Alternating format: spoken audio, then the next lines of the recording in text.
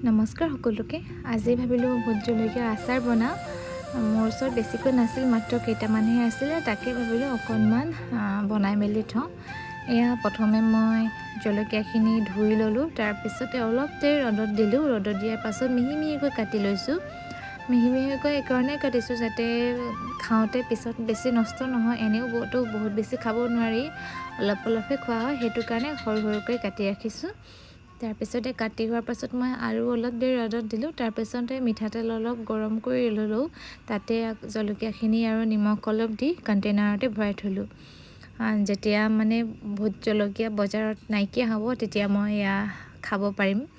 আৰু আপোনালোকে জলকীয়া খাই ভাল পায়নে? মোৰ কিন্তু গোন্ধটো পালেই একদম খাওঁ খাওঁ লাগি যায়গৈ। আৰু এনেকৈ বনালোঁ। আৰু আপোনালোকে কেনেকৈ বনায় জনাবচোন।